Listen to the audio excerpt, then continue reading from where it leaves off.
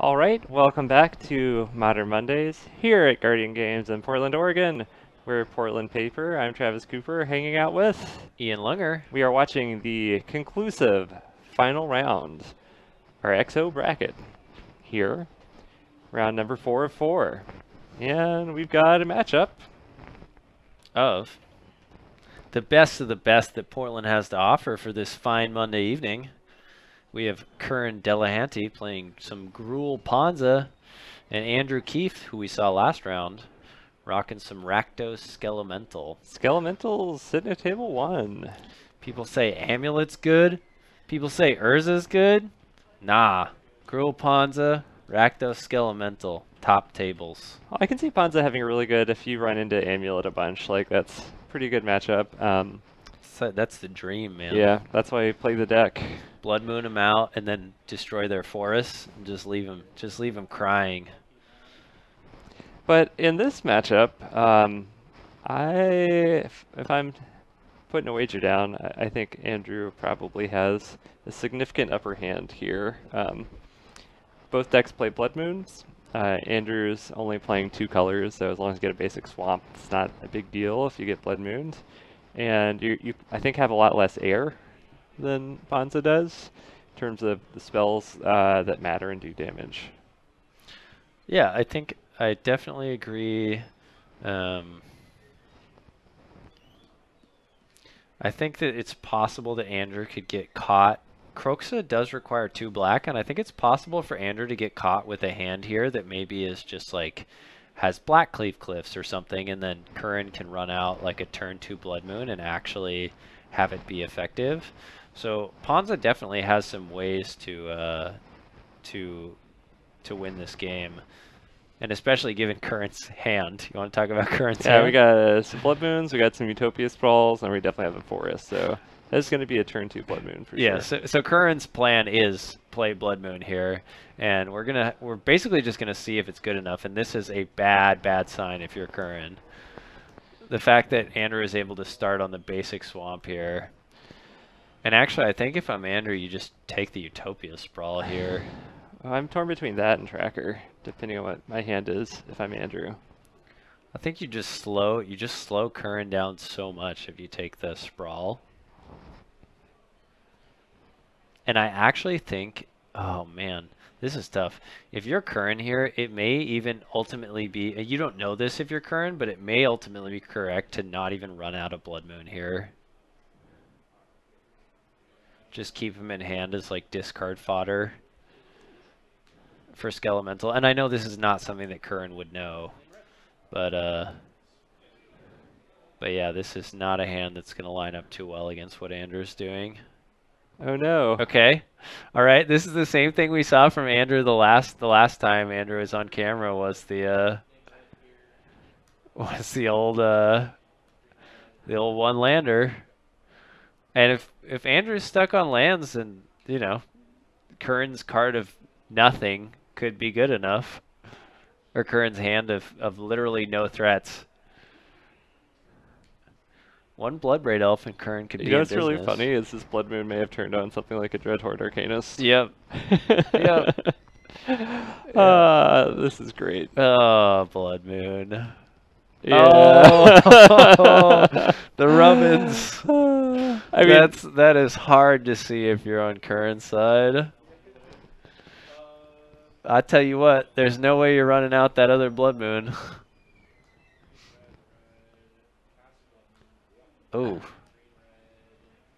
Why? I guess maybe why not, but huh. Oh. Incoming Skelemental, I would assume. Maybe Curran like actually just knows that the maybe there's just a land in hand. Ooh. Oh, that's pretty good. Yeah. Pretty good discard spell. Yeah. So we need that. We need a Croxa to go to the yard. Yeah, and that was gonna. We got it. We got it.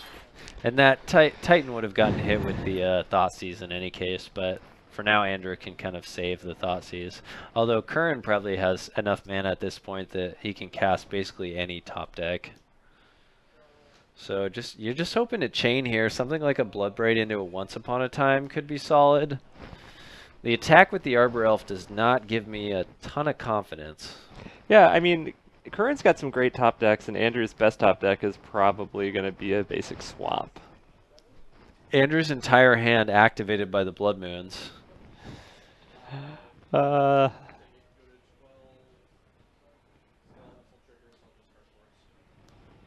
I don't know why you don't play out the forest, but... Yeah, that's a little surprising to me.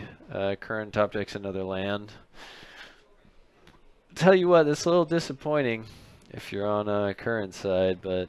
Yeah, Blood Moon on turn 2, your opponent's stuck on 1 lands. It feels good. It's what you sign up for when you play Ponza. This is a deck of... it's a swingy deck, and it's one of those decks that can really do absolutely nothing some games. So, game 2 we'll see both of these decks kind of seeing what they can do on their mid-range plans. I imagine we won't see any more Blood Moons from either deck. Curran will have to really think hard about whether it's even worth it to keep in the pillages and kind of the other land destruction elements. Because I think we are headed to game 2 shortly. That looks like another land off the top, which is not what the doctor ordered. This is sort of what I meant by Curran's deck has a lot more air in it than Andrew's. Yeah. It's like, except for the discard spells, almost anything that Andrew draws is gas. Yep. Yep. It's a tough way to go. But sometimes you go that way. So it looks like Curran was looking at a couple Anger the Gods sideboard.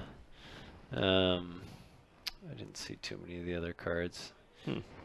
Oh, you know what Curran plays? Sideboard. He plays the Madcap Platinum Emperion. Okay. Which seems amazing here. So I can definitely get behind playing Madcap Platinum Emperion. Yeah, 100%. For those unfamiliar with this combo, it uses a card called Madcap Experiment. Yeah, it also feels like this is, when it first came out, this was maybe, what, like 3 years ago? Are we that long ago now? It's 4. Oh man, really? I think it's at least 3 years ago. Yikes. We're getting old. Kaladesh is that far. Yeah, but when it first came out, it was like super popular, but maybe if you've only gotten into Modern in the past, like, couple years, you might not have played against it. Yeah, so the idea is to play Madcap Experiment, which is the prerequisites for this combo are you have to have no artifacts in your deck. So if you have no artifacts in your deck, you can play Madcap Experiment, and then you'll just reveal cards until you hit Platinum Emperion, which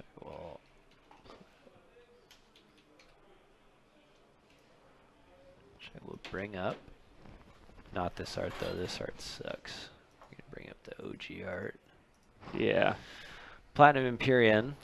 And what happens when you hit that is it just gets put into play, and then your life total can't change. So even though you would take damage from Madcap Experiment, once the Emperion's in play, your life total can't change. So you just get an 8/8 for 4 mana, essentially, that makes it so you can't die to conventional means. So obviously, if your opponent is not expecting it and does not bring in something like Artifact Hate, if they're playing colors like Rakdos, for example, where their only removal spells are like Lightning Bolt and Fatal Push, this card can just ice your opponent out of the game. Yeah, also it's one of the reasons I think it's interesting how the combo works is just how damage works in Magic, where like damage is only assigned when you have, or well, damage only goes through when you have priority changes. So yeah, this is in play whenever the damage from Madcap would hit you. Right, so Modern Magician noting that the Dreadbore is in Rakdos color. So yes, there are ways to deal with it. However, Dreadbore is not an extremely popular card. And generally, if it's played in relatively low numbers. Yeah, Rakdos Charm over here too, in the sideboard, right? That's true, yeah. Andrew did have Rakdos Charm. But again, if you haven't seen artifacts in game 1, oh yeah, you you're don't not know about this combo, Rakdos Charm is probably not coming in here.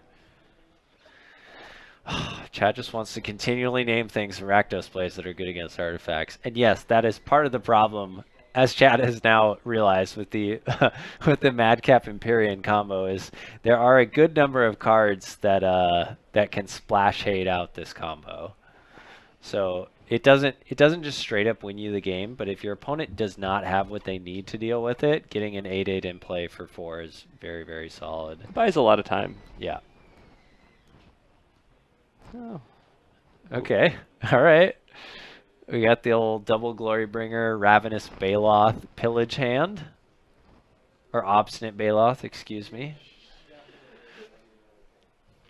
I guess you sort of have to take Pillage, right? Yeah, I think you do. The other two are... You're definitely not taking Baloth. And the Glorybringers seem... It seems like a questionable choice to take those, given that Pillage has immediate relevance. I mean, it always depends on the context of your hand, but unless you want to basically be time walked. Yeah, if Adam's hand is all lands, I could see leaving the Pillage, but otherwise I think it's, yeah. And Adam agrees. I do like some hasty dragons, although it does make me sad that Glorybringer has sort of taken the role of both Storm Breath Dragon and what's the 5-drop that pings all like a like non-flying Thundermaw Hellkite. Yeah, or Thundermaw something Hellkite. Like that. I used to love that card. Ooh, Andrew runs out Bob. I like Bob here. I like Bob a lot, but not that art. But you know. It's really cool art. I just like the fact that players got cards designed by them with their entity on the card. Yeah, it's like, yeah, the fact that players are playing it, I have no problem with. I'm annoyed that Wizards that they made invitational cards and then printed alternate art that wasn't like, that didn't carry that through. So I'm annoyed at Wizards about it, not you, Andrew.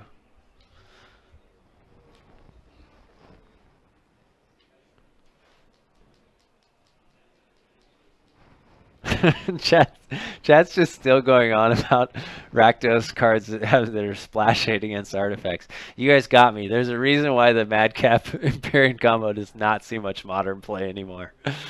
There is a good reason, but Curran's playing it, and I'm a fan. Huh. Curran fires off a Once Upon a Time. Okay, and I assume this is just to make sure that Curran can resolve one of the Glorybringers next turn. Just wanted to make sure that Andrew could not cut Curran off the 5th mana source. Seems good. We're going to see the fetch on... Ooh, okay. No fetch on end step. This is going to... Okay, I guess we'll probably just see Curran go for the basic forest here. Although, there is something to be said for Curran maybe having fetch on end step for Stomping Grounds, as cards like Inferno Titan do have abilities that use red, so I do think hedging to have maybe a little bit more red mana once you hit your 2 green in Ponza can be a good choice. Huh. Wow. Would you have chosen the Arcanist or the Bob? There's another Glorybringer in hand, so I guess... There's just one. We discarded the other one. Oh, okay. So the only thing is the Baloth? Actually, I think there is another Glorybringer in hand. I know that we only saw a couple, but I think as Curran was shuffling cards, I think there might be one more. But I think without context, I probably would have taken the Bob. Although the Arcanist does represent like double bolt. You could double bolt to take out the Glorybringer, which is solid. Okay, Regisaur. I guess has Andrew just taken a lot of damage off of lands and Thought Seizes? Yeah, we had like 1, 2 Thought Seizes. Got hit for... Yeah, you're right. There is another Glorybringer. And I think you just... Do you exert here? Yeah, I guess you do, because the other one's coming off next turn. So you probably take out the Bob here. I kind of leave the Bob, yeah. Oh yeah, because Bob's going to deal some damage. So yeah, I'm with you. Very rarely is that a good thing to do. But... Hits the Arcanist down to 1. Andrew's just hanging on by a thread here. Got to put together a win pretty fast. You need something like, oh, you need like a Skelemental in the yard already, and like Skelemental unearth another Skelemental. But we're a ways from that. Oh yeah, Baloth is really good against the Skelemental plan if Andrew's not able to just totally finish Curran off in a swing. I just want to say one more thing about the Platinum Emperion. Sure. I think it looks like a V2 battle droid from the Clone Wars. I could kind of get that. Okay, that's all I need to say. I like all the moons. The moons in the art is really, I think, what sells it for me.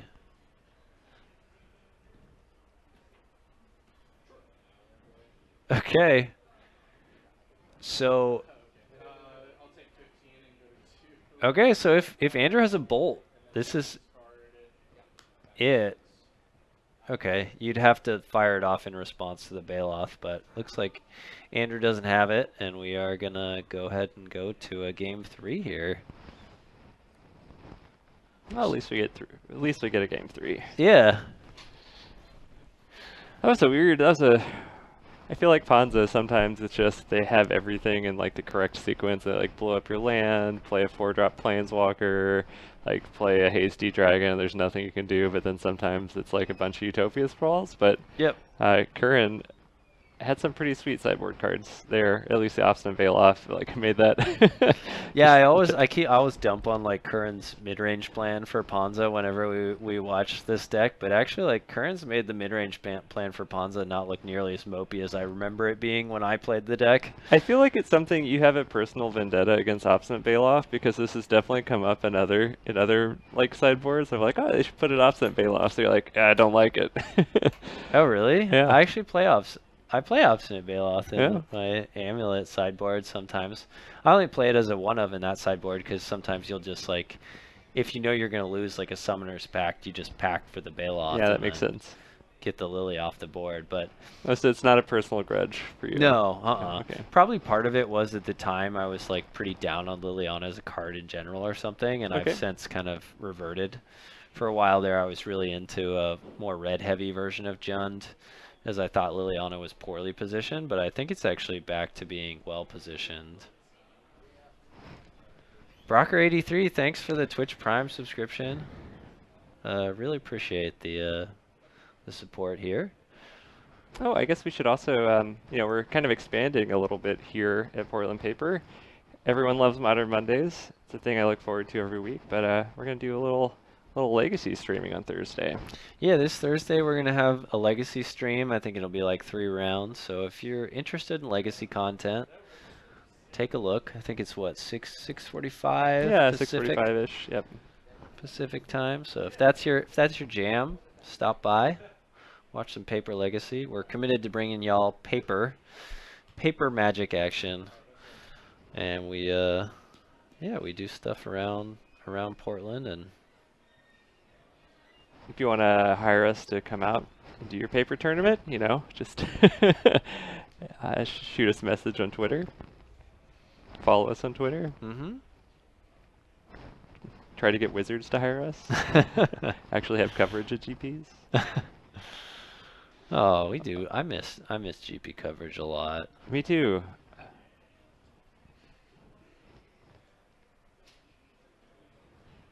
It is interesting how they're, did you see how they're dropping draft for some of the players' tours? I did, yeah, which is interesting considering, I will be honest, I haven't watched the draft, but what I heard was that the draft was actually like, has gotten a lot better, and they've really kind of like focused on how to cover draft in a much more coherent way. Yeah, they stopped doing it live, so that way they could edit like a show. Like, here's the show, instead of like, we're covering this live. So it's the tape delayed model. Yeah, you can develop more of a narrative that way.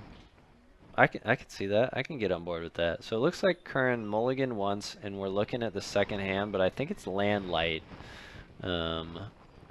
Looks like 2 lands and no accelerators. It's a tough hand to keep if you're on Curran's side, as you know that Andrew's going to come out of the gates and likely have some discard. But I don't think you can mold this, because I think once you've got 2 lands, you kind of have to keep. I'm a little surprised that Curran still has the Blood Moons in, and also that we didn't see Blood Moon go to the bottom of the library here. But maybe Curran feels like... Maybe Curran's doing the kind of double agent thing of expecting that Andrew will just stop playing around Blood Moon. And truthfully, if Andrew doesn't get a swamp here in the next couple of turns, then Curran might actually be rewarded. Yeah, I feel like Blood Moon may be Curran's, like, quote-unquote removal spell for Kroxa, because I think the deck has a hard time dealing with that card otherwise. Sure. Yeah, I think that's definitely a valid way to look at it.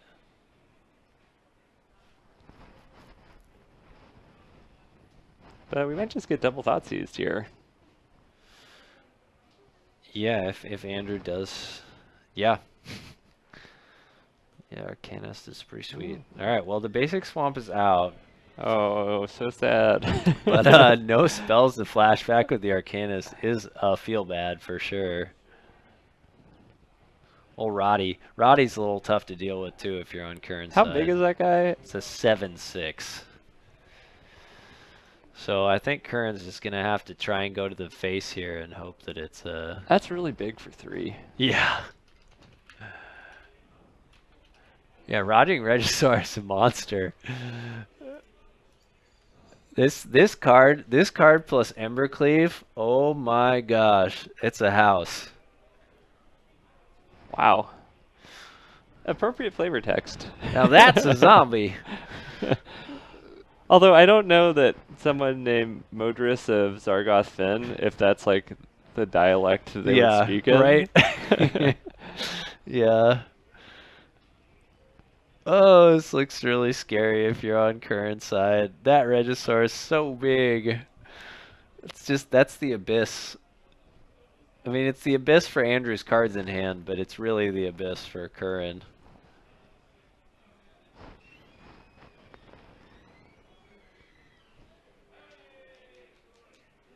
I also like that its nickname is Reggie. I think it's pretty cute. Can you imagine it with like a little sweater on? It'd be so cute with a sweater on. Oh my gosh, like an ugly Christmas sweater.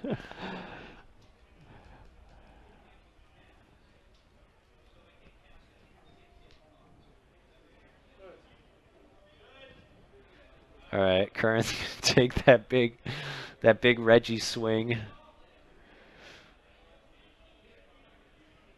Oh man, it does make Bone Crusher Giant. You're like, I got this, like, I play 3 mana for 4/3, and when it's targeted by spells, it deals damage, and Reggie don't care. I mean, I guess you can block it with your Bone Crusher and then bolt it. This is a lot of stuff to have to deal with. We are tossing a couple lands here, which we didn't play a land for turn, so that's indicative of Andrew really wanting to keep whatever the last card was in hand.